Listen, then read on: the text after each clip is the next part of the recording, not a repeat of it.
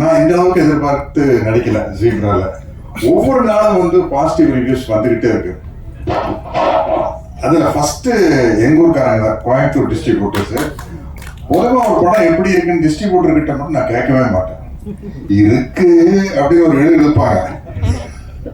எவ்வளவு லாபம் வந்தாலும் அது ஒரு பத்தாத மாதிரியே ஒரு விஷயம் சொல்லுவாங்க. ஆனா இவங்க வந்தோடனே வந்து கை கொடுத்து படம் சூப்பரா போயிட்டு இருக்கு அப்படின்றாங்க. அதுதான் வந்து ரொம்ப சந்தோஷம். இங்க வந்ததுக்கு அப்புறம் நம்ம ப்ரொடியூசர் பாலா சார் நேற்று டெல்லியில் housefull sir, Hindi dubbing release பண்ணிட்டீங்களா? இல்லை சார் தெலுங்கு ஹவுஸ்ஃபுல் சார். என்னடா அது நியூஸுக்கு இப்படி அள்ளிட்டு வந்துட்டு இருக்கு அப்படின்னா, சரி சார் எவ்வளோ ஸ்க்ரீன்ஸ் போட்டிருக்கேன் அப்படின்னா 1000 ஸ்க்ரீன் போட்டிருக்காங்களா அந்த படம். பெரிய விஷயங்க. இங்க என்னுடைய அன்பு தம்பி சத்யதேவன் வருக வருகன்னு வரவே இருக்கிறார். ஏன்னா அப்படி ஒரு டெடிகேட்டடான ஆக்டர். நீங்க வந்து பேசினாரு தமிழ் சரியா தெரியாது கொஞ்சம் அட்ஜஸ்ட் பண்ணிங்க அப்படின்னு. என்ன எவ்வளவு வருஷமா தெலுங்கு அட்ஜஸ்ட் பண்ணிட்டு 15 வருஷமா 2008 இருந்து நடிச்சிருக்கிற தெலுங்குல போனோம்னா நீங்க பார்த்துருப்பீங்க அந்தரைக்கு நமஸ்காரம். அதோட கட் பண்ணா அதுக்கப்புறம் வந்து இங்கிலீஷ் வேற அறகுறை இதை வச்சுட்டு எதையோ பேசி ஒவ்வொரு தடவையும் நெக்స్ట్ పిక్చర్లో యాక్ట్ చేసినప్పుడు నేను జరూరుగా కన్ఫర్మ్గా తెలుగులో మాట్లాడతాను. இப்படியே 15 வருஷமே சொல்லிட்டு பேசுறது இல்லை. அதுல என்னன்னா நான் கொஞ்சம் ஒரு மெத்தனமான நடிகர். அதுல இன்னொரு என்ன கம்ஃபர்ட்னா இந்த ப்ராம்ப்டிங்ல நடிச்சு பழகிட்டோம்னு வச்சுங்களேன், ஒரு மொழி ஈஸியாக கற்றுக்க மாட்டோம். நம்மளுக்கு ஒரு கான்ஃபிடென்ட் வந்துடும். ப்ராம்ப்டிங்கில் அடிச்சு விட்டுலாயா அப்புறம் பார்த்துக்கலாம் அப்படிங்கிறது.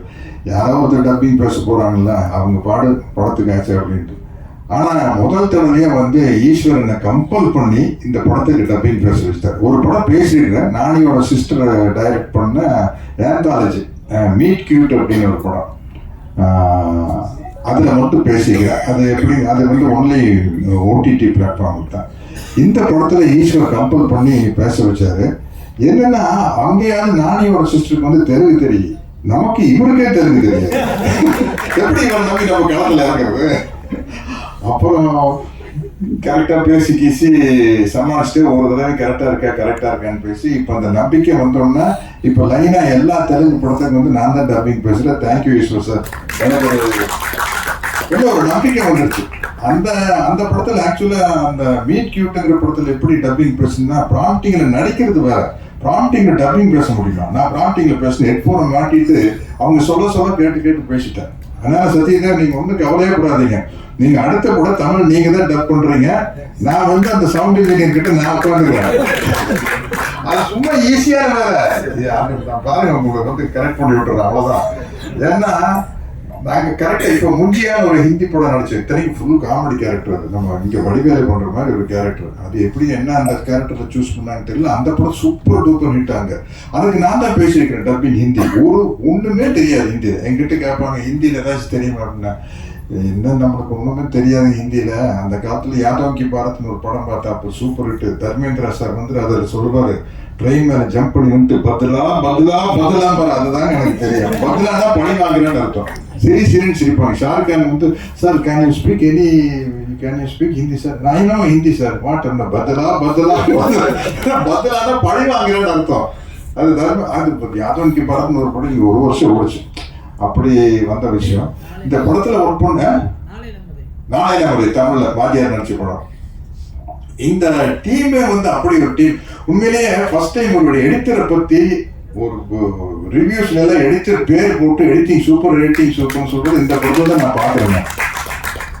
இன்னைக்கு வந்து அதே மாதிரி தமிழ் இண்டஸ்ட்ரியில இன்னைக்கு வந்து ரொம்ப பிஸியான ஆள் யாருன்னு சொல்றேன், இவர்தான். ஏன்னா பேர் இந்தியா படம் வர ஆரம்பிச்சதுக்கு அப்புறம் நான் கேட்டது சார் இப்போ நீங்க தான் சூப்பர் பிஸியா இருப்பீங்க சார். நீங்க தமிழ் மட்டும் தான் தெரியுமா, வேற லாங்குவேஜ் தெரியுமா? தெரியாம பண்ணுறீங்க. ஏன்னா எல்லா லாங்குவேஜுக்கு நம்ம பேசிடலாம். இந்த அளவுக்கு எனக்கு இங்க எல்லாரும் வந்து நம்ம ஆளுங்க. அதனால வந்து பாலா சார் வந்து இதுக்கு போட்ட எஃபர்ட், இந்த பாலா சாருடைய தைரியம், இந்த ஸ்கிரிப்ட் மேல வச்ச தைரியம், சத்தியமா சொல்றேன். சத்தியத்தில் எனக்கு நம்பிக்கை இல்லை, சாரி, உண்மையா சொல்றேன். ஏன்னா அதை வேற ஆத்திகன் சத்தியமாக சொல்லிவிட்டார் அப்படின்ட்டு அது வேண்டாம். உண்மையிலேயே பாலா சார் வந்து நீங்க ஒரு பெரிய எக்ஸாம்பிளா வச்சுக்கோங்க ப்ரொடியூசர்ஸ் எல்லாம். ஏன்னா வந்து தயவு செய்து ஒரு படம் பண்ணையில ஸ்கிரிப்டை படிச்சு பார்த்து இந்த பெரிய அலசி ஆராய்ஞ்சு அப்புறம் இறங்குங்க. தயவு செய்து அறகுறையா வந்து படம் எடுக்கிறேன்னு வந்துடாதீங்க, ஏதோ ஒரு படம் எடுக்கணுமேன்னு வந்துடாதீங்க. கொஞ்சம் ஏன்னா மற்றவங்க எல்லாம் காசை வாங்குறவங்க, நீங்க ஒரு ஆள் தான் காசை போடுறவங்க. அதே என்ன மாதிரி கேரக்டர் ஆர்டிஸ்டுக்கு இந்த ஜாலி, நம்ம ஒரு 10 படம் நடிக்கிறோம், ஆனா போயிட்டே 2 படம் போனாலும் ஓகே வந்தாலும் ஓகே அப்படி இருக்கும். ஆனா ப்ரொடியூசர் வந்து இந்த அளவுக்கு டெடிகேட்டடா இருந்தா தான் ஜெயிக்க முடியும். அந்த அளவுக்கு எஃபர்ட் போட்டு பண்ணியிருக்காரு பாருங்க. அப்புறம் நம்ம மறுபடியும் சொல்லணும், சத்யதேவை பத்தி தான் சொல்றேன். அவர் சொல்றாங்க பாருங்க, இந்த படத்துக்கு எந்த அளவுக்கு ப்ரமோட் பண்ணாருன்னு பாலா சார் தான் சொல்லியிருக்காரு. நான் உண்மையிலேயே சொல்றேன், நீங்க நம்ப மாட்டீங்க, நான் தியேட்டர்ல போய் படமே அமைதிப்படை படத்தை நான் இது வரைக்கும் தியேட்டர்ல பார்த்தது இல்லைங்க. உண்மையிலேயே பார்த்தது இல்லை. பார்த்துட்டு வந்து படம் சூப்பரா இருக்குன்னு சொல்லுவாங்க, அதை அவ்வளவுதான். வால்டர் வெற்றி வேலை பார்த்தது இல்லை. நான் நடிச்ச பெரிய படம் நான் தியேட்டருக்கே போய் பார்க்கறது இல்லை. ஏன்னா எனக்கு என்னமோ அதுல டென்ஷனே இருக்கிறது இல்லை. நல்லா இருந்தா ஓட போகுதுப்பா அப்படின்னு. ஒரு தடவை மிஸ்டர் பாரத் ரெடி ஆகிட்டு துளசி அண்ணன் தானே அதுக்கு பிஆர். மிஸ்டர் பாரத் படம் ரிலீஸ் ஆயிடுச்சு. நான் ஏவிஎம் கார்டன் தியேட்டர்ல விடுஜா கல்யாண படம் டப்பிங் தியேட்டர் பேசிட்டு இருக்கிறேன். திடீர்னு ரஜினி சார் வந்தார். சார் வாங்க சார் அப்படின்னு. சத்யராஜ் எப்படி படம் நீங்க தியேட்டர்ல பாத்தீங்களா மிஸ்டர் பாரத், இப்படியா எப்படி சார்? நான் ஒன்றும் விசாரிக்கல சார். என்ன உங்களுக்கு டென்ஷனா இருக்காது ஒரு படம் ரிலீஸ் ஆகல? இல்லை சார், நடிச்சிட்டோம், நல்லா ஓடிச்சுன்னா 10 ப்ரொடியூசர் வர போறாங்க, நல்லா ஓடலன்னா ஒரு மாசத்துக்கு நம்ம வீட்டு பக்கம் ஆள் இருக்காது, அவ்வளவுதான் சார். எப்படி இவ்வளவு கூலா இருக்கீங்க அப்படின்னு கேட்டாரு. அது மாதிரி பெரிய ஒரு டென்ஷன் ஆகிக்கிற பார்ட்டி இல்லை. பட் ஆக்சுவலா ஒரு ஹீரோன்னு உங்களை மாதிரி தான் இருக்கணும். இந்த மாதிரி டாலி தனஞ்சய் அவர் வரல, அவங்க எல்லாருக்கும் பாராட்டுகள். சத்யா, இன்னொரு ஆக்டர் சத்யா நம்ம பேர்ல இருக்காரு, காமெடி ஆக்டர், அவர் சீரெல்லாம் வந்து தியேட்டர்ல தெரிக்குதுன்னு சொல்லிட்டாங்க. அதே மாதிரி இந்த படத்தினுடைய ஹீரோயின் யாரு பாருங்க, ஹீரோயினை பத்தி நான் தான் பேசணும், நியாயப்படி ஹீரோ பேசிக்கணும். ஹீரோயினை பத்தி ஹீரோல பேசணும். நான் அப்பா அரசுல இருக்க நான் பேசுறேன் பாருங்க. பிரியா பவானி சங்கர் வந்து ஹேட்ரிக் அடிச்சிருச்சுல்ல, 3 படம் கண்டினியூஸா சக்சஸ். பாருங்க டிஸ்ட்ரிபியூட்டர் ஆமான்ட்டாங்க எங்க ஊருக்காரங்க, ரொம்ப அதுக்கு மட்டும் நல்லா தலையாட்டுறாங்க. பிரியா பவானி சங்கர் ஹேட்ரிக் அடிச்சிருச்சு.